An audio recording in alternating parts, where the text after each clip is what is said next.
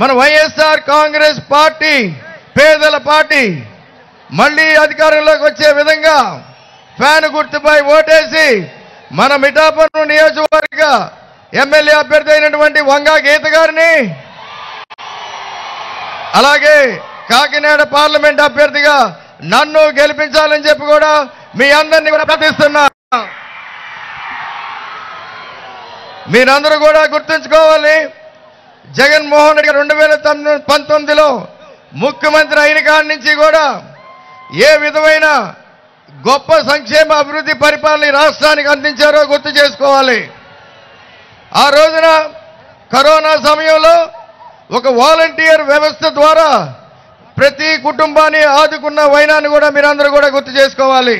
భారతదేశంలో ఎక్కడగా ఈ మాదిరి జరగల, అలాగే ప్రపంచంలో కూడా ఎక్కడా ఈ మాదిరిగా గడప గడపకి వెళ్ళి కరోనా సమయంలో ఆదుకున్న సందర్భాలు లేవు.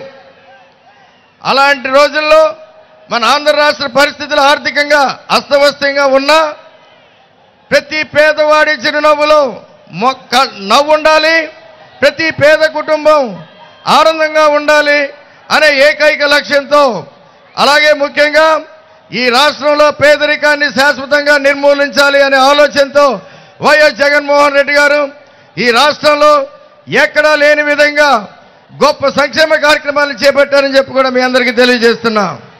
ఎందుకంటే గడిచిన 5 సంవత్సరాల్లో ఏ రాష్ట్రంలోనూ ఈ భారతదేశంలో జరిగిన విధంగా 2,77,000 కోట్లని డైరెక్ట్ బెనిఫిట్ ట్రాన్స్ఫర్ మీ బ్యాంకులో నేరుగా ఒక వాలంటీర్ వ్యవస్థ ద్వారా లబ్ధిదారులందరినీ కూడా శాచ్యురేషన్ పద్ధతిలో ఇచ్చి ప్రతి పేద కుటుంబాన్ని ఆదుకుని ప్రతి పేద కుటుంబం కడుపు నింపే విధంగా, ప్రతి పేద పిల్లాడు చదువుకునే విధంగా, ప్రతి వారు అభివృద్ధి చెందే విధంగా కూడా జగన్మోహన్ రెడ్డి ఆలోచన చేయడం జరిగింది.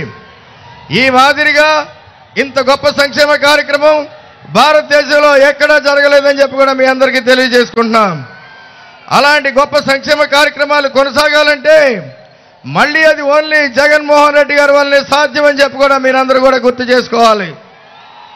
ఇలాంటి గొప్ప సంక్షేమ కార్యక్రమాలు ముందుకు సాగాలంటే మళ్ళీ మనందరం కూడా బాధ్యతగా వైఎస్ఆర్ కాంగ్రెస్ పార్టీని గెలిపించి, మన పేదల పార్టీని గెలిపించి మన జగన్మోహన్ రెడ్డి గారిని ముఖ్యమంత్రిగా రెండోసారి కొనసాగించే విధంగా కూడా ఆలోచన చేయాలి. ఈ రోజున ప్రతిపక్ష పార్టీలన్నీ కూడా ఏకమై ఏ మాదిరిగా గత 4.5 సంవత్సరాలుగా ఒక ప్రచారం, కొన్ని అసత్య ప్రచారాలతో జగన్మోహన్ రెడ్డి గారిని వ్యక్తిగతంగా ఏ మాదిరిగా ప్రజలకు దూరం చేయాలనే ఆలోచనలతో ఈ రోజున ఎలక్షన్లు వచ్చేటప్పటికి అమలుపరచడానికి వీల్లేని హామీలతో ఈ రోజున జగన్మోహన్ రెడ్డి గారికి అడ్డుకట్టేయడానికి వాళ్ళ ప్రయత్నాలన్నీ తిప్పికొట్టే విధంగా కూడా ప్రతి ఒక్కరు కూడా సమాయత్తం అవ్వాలని చెప్పి కూడా మీ అందరికీ నేను పిలుపునిస్తున్నా. ఎందుకంటే కేవలం ఇంకొక రోజే ఉంది, ఎల్లుండు మనందరికీ పోలింగ్ డే. మీరందరూ కూడా బాధ్యతగా ప్రతి ఒక్కరు ఒక సైనిక మాదిరిగా ప్రతి ఒక్కరూ బాధ్యతతో 10 మందితో ఓట్లేంచే విధంగా కూడా మీరందరూ కూడా కష్టపడాలని చెప్పి కూడా మీకు వేదిక ద్వారా తెలియజేసుకుంటున్నాను. ఇంత గొప్ప పరిపాలన అందించిన జగన్మోహన్ రెడ్డి గారిని ఆదర్శంగా తీసుకుని నేను 3 సార్లు పోటీ చేయడం జరిగింది. 4వసారి మీ అందరినీ, ఎందుకంటే నన్ను మంచివాడు అని చెప్పి అందరూ అంటూ ఉంటారు. ఈసారి నాకు మంచిగా ఈ కాకినాడ పార్లమెంట్ని అభివృద్ధి చేసే విధంగా అవకాశం ఇవ్వాలని చెప్పి కూడా మీ అందరినీ కూడా పేరు పేరున నేను వేడుకుంటున్నాను. తప్పకుండా మన ప్రీతమ నాయకులు ముఖ్యమంత్రి జగన్మోహన్ రెడ్డి గారు ఏ విధంగా అయితే చెప్పారో నన్ను నమ్మండి అని ఆ నమ్మకాన్ని నిలబెట్టుకుని మీ ఇంటికి మంచి జరిగితేనే నాకు ఓటు వేయండి అని చెప్పి దమ్మున్న నాయకుడు మన జగన్మోహన్ రెడ్డి గారు అని చెప్పి కూడా మీ అందరికీ తెలియజేస్తున్నాం. అలాంటి నాయకుడిని ఆదర్శంగా కాకినాడ పార్లమెంట్లో చిన్నతనం నుంచి పుట్టి పెరిగిన ప్రాంతంగా ఈ ప్రాంతం మీద ఉన్న నాకు ప్రేమ మమకారంతో నేను కూడా ఒక లోకల్ మేనిఫెస్టోని రూపొందించడం జరిగిందని చెప్పి కూడా మీ అందరికీ తెలియజేసుకుంటున్నా. నా ఈ లోకల్ మేనిఫెస్టోలో 4 ప్రధాన అంశాలతో మీ ముందుకు రావడం జరిగింది. ముఖ్యంగా మొట్టమొదటిది కాకినాడ పార్లమెంటు పరిధిలో ఉన్న 400 గ్రామాలని దత్తత తీసుకుని గ్రామానికి ₹1 నిధులతో రాబోయే 5 సంవత్సరాల్లో 400 కోట్లతో అభివృద్ధి చేస్తానని చెప్పి కూడా మీ అందరికీ నేను హామీ ఇస్తున్నా. అలాగే కాకినాడ పార్లమెంట్ ప్రాంతం అంతా కూడా ఎంతో మంది చదువుకున్న యువతీ యువకులు ఈ రోజున ఉద్యోగ అవకాశాల కోసం చాలా కష్టపడుతూ ఉన్నారు. గడిచిన 10-15 ఏళ్ళుగా కూడా చాలా మందికి ఇదే ప్రాంతం నుంచి మా సంస్థల్లోనే ఇంచుమించు 3,000 మందికి పైగా నేను ఉద్యోగ అవకాశాలు కల్పించడం జరిగింది. దాన్నంతా కూడా దృష్టిలో పెట్టుకుని ఈ ఎలక్షన్స్లో అది కూడా నేను మేనిఫెస్టోలో పెట్టడం జరిగింది. ఏంటంటే ముఖ్యంగా కాకినాడ పార్లమెంటు పరిధిలో ఒక భారీ శిక్షణా కేంద్రాన్ని ఏర్పాటు చేసి ఇక్కడున్న యువతీ యువకులకు ప్రతి సంవత్సరం ఒక 5,000 నుంచి 6,000 మందికి పూర్తి స్థాయి శిక్షణ ఇప్పించి వాళ్ళందరినీ కూడా ఉద్యోగాల్లో పెట్టే బాధ్యత కూడా నేనే తీసుకుంటున్నా అని చెప్పి కూడా మీ అందరికీ తెలియజేసుకుంటున్నాను. అలాగే కాకినాడ పార్లమెంటు పరిధంతా కూడా పారిశ్రామికంగా చాలా అనువైన ప్రాంతం. మన కోస్తా ప్రాంతం, పోర్ట్లు, ఎస్సీజెడ్, అలాగే మన మెట్ట ప్రాంతం, హైవే, రైల్వే, ఎయిర్పోర్ట్స్ ఇవన్నీ కూడా దృష్టిలో పెట్టుకుని గత 10 ఏళ్లుగా మేము చేస్తున్న కృషి వలన రాబోయే 5 సంవత్సరాల్లో ఈ ప్రాంతంలోనే ఇంచుమించు 30,000 నుంచి 40,000 కోట్లు పెట్టుబడులు తీసుకొస్తానని చెప్పి కూడా మీ అందరికీ కూడా నేను హామీ ఇస్తున్నాను. వీటి ద్వారా మన ప్రాంతంలో ఉన్న యువతీ యువకులకి ఇక్కడే ఉద్యోగ అవకాశాలతో పాటు వీటి నుంచి ఈ పరిశ్రమల నుంచి సిఎస్ఆర్ ఫండ్స్ ద్వారా మన గ్రామాలని మన పట్టణాన్ని కూడా అభివృద్ధి చేసుకోవచ్చు అని చెప్పి కూడా మీ అందరికీ తెలియజేసుకుంటున్నాను. అలాగే 4వది ముఖ్యంగా ఈ కాకినాడ పార్లమెంట్ పరిధిలో ఉన్న ఎంతో మంది తెలివైన యువతీ యువకులు గత 5-6 సంవత్సరాలుగా నా దృష్టికి రావడం జరిగింది. అంటే నా దగ్గరికి వస్తూ ఉండేవాళ్ళు. వాళ్ళ తెలివితేటలతో చిన్న చిన్న వ్యాపారాలు పెట్టుకోవాలని చిన్న చిన్న బిజినెస్ ఐడియాలతో రావడం జరిగింది. వాళ్ళందరినీ ఉద్దేశించి ఈ మేనిఫెస్టోలో పెట్టడం జరిగింది. రాబోయే రోజుల్లో నేను కాకినాడ ఎంపీ అయిన తర్వాత తప్పకుండా కాకినాడ పార్లమెంటు పరిధిలో కాకినాడ కేంద్రంగా ఒక స్టార్టప్ ఫండ్ని ఏర్పాటు చేసి ఇంక్యుబేషన్ సెంటర్ ఏర్పాటు చేసి అంటే ఒక 100 కోట్లతో నిధిని ఏర్పాటు చేసి ఇక్కడున్న తెలివైన యువతీ యువకుల వాళ్ళ ఐడియాల్లో వాళ్ళ బిజినెస్ల్లో వాళ్ళకి సహాయ సహకారాలు అందించి పెట్టుబడులు పెట్టి రాబోయే 5 సంవత్సరాల్లో వారి చేత ఒక 100 చిన్న తరహా మధ్య తరహా పరిశ్రమలు స్థాపించే విధంగా కూడా ఆలోచన చేయడం జరిగిందని చెప్పి కూడా మీ అందరికీ తెలియజేసుకుంటున్నాను.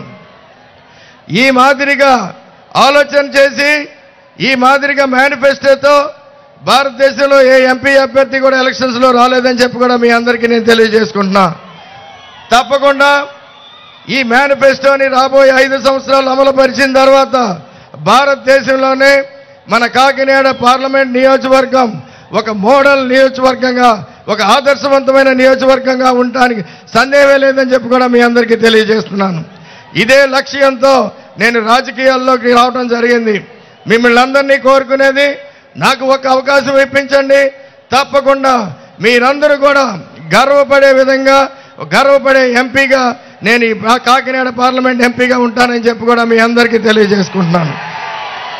అలాగే మీరందరూ కూడా అప్రమత్తంగా ఉండాలి.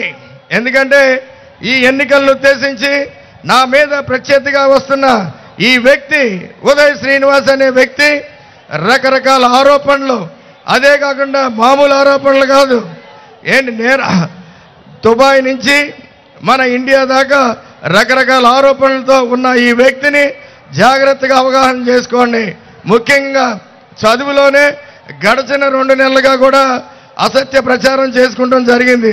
నేను ఇంజనీరింగ్ చదివాను, సాఫ్ట్వేర్ ఉద్యోగం చేశాను అని అన్నీ. కానీ మొన్న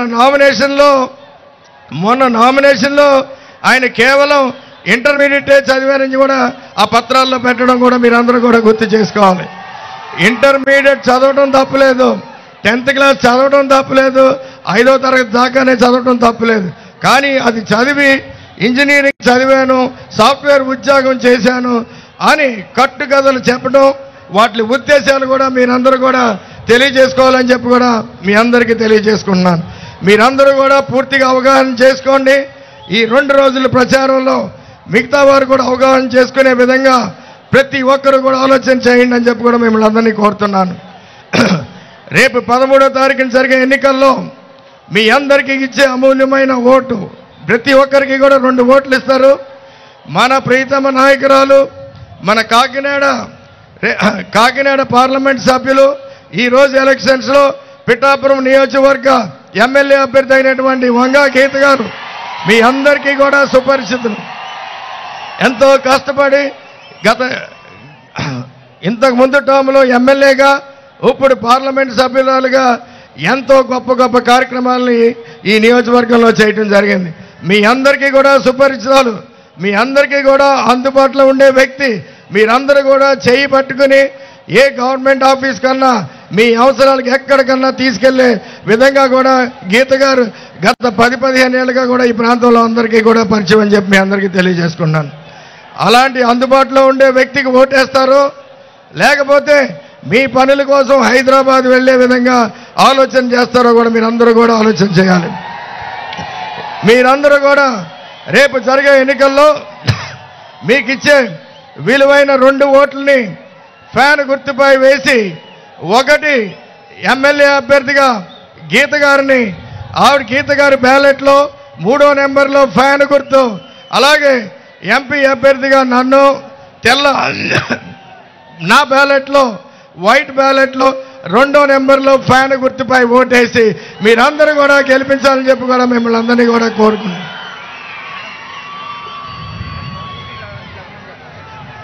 మీరందరూ కూడా ఈ రోజున మన ప్రీతమ ముఖ్యమంత్రి వైఎస్ జగన్మోహన్ రెడ్డి గారు వస్తున్నారు. అరుగో ఇంకొక 10 నిమిషాల్లో రాబోతున్నారు. మీరందరూ కూడా మళ్ళీ జగన్మోహన్ రెడ్డి గారిని ముఖ్యమంత్రి చేయటానికి సిద్ధమా? మీరందరూ కూడా వంగా గీత గారిని ఎమ్మెల్యే చేయటానికి, నన్ను ఎంపీ చేయటానికి సిద్ధమా? Thank you. జై జగన్, జై జగన్, జై జగన్.